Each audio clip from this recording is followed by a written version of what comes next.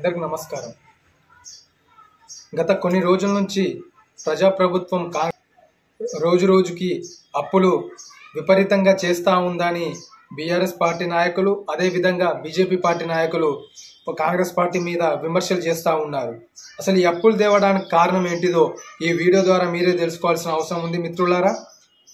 Congress party అంటే ప్రజాప్రభుత్వం తెచ్చిన అప్పులు 1/12/2023 నుంచి 28/2/2025 వరకు, అంటే ఈ గత ఫిబ్రవరి 28 వరకు 1,58,041 కోట్లు ప్రజాప్రభుత్వం చేసిన అప్పు 1,58,041 కోట్లు. దానికి అదేవిధంగా కేసీఆర్ గారు తెచ్చిన అప్పులకి అసలు ప్రజాప్రభుత్వం కట్టిన అప్పులు 88,591 కోట్లు చెల్లించింది.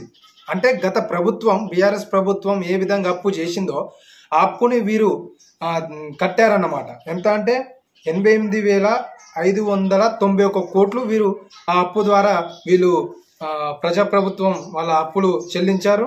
అదేవిధంగా మిత్తి 64,768 కోట్లు మిత్తి కేవలం కేసీఆర్ గారు ఏ విధంగా అయితే అప్పు తెచ్చారో ఆ అప్పుకి మిత్తి కేవలం 64,768 కోట్లు కేవలం మిత్తి, అంటే వడ్డీ కట్టడానికే సరిపోయిందన్నమాట.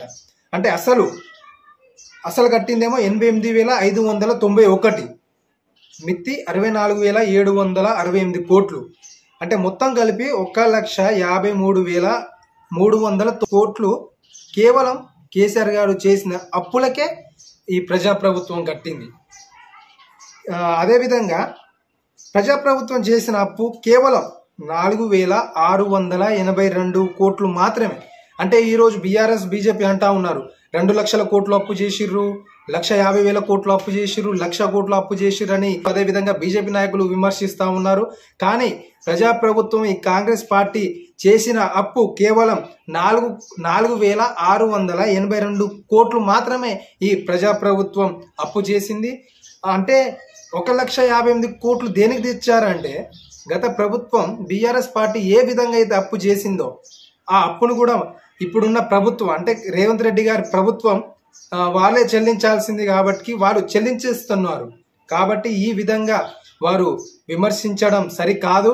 ఈ బీజేపీ నాయకులను అదేవిధంగా బీఆర్ఎస్ నాయకులను ఒకటే వేడుకుంటున్నాను, మంచి చేసే వారిని మంచి చేయనియండి, వారిని విమర్శించకండి.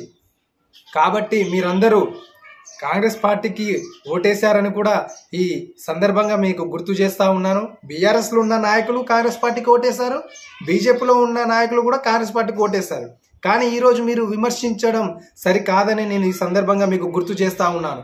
కాబట్టి ప్రతి ఒక్కరూ ఈ ప్రజాప్రభుత్వంలో అందరు సమానంగా ఉంటారు, ప్రతి ఒక్కరికి న్యాయం చేకూరుతుందని నేను ఈ సందర్భంగా మీ అందరికి గుర్తు చేస్తూ ముగిస్తున్నాను. ధన్యవాదాలు.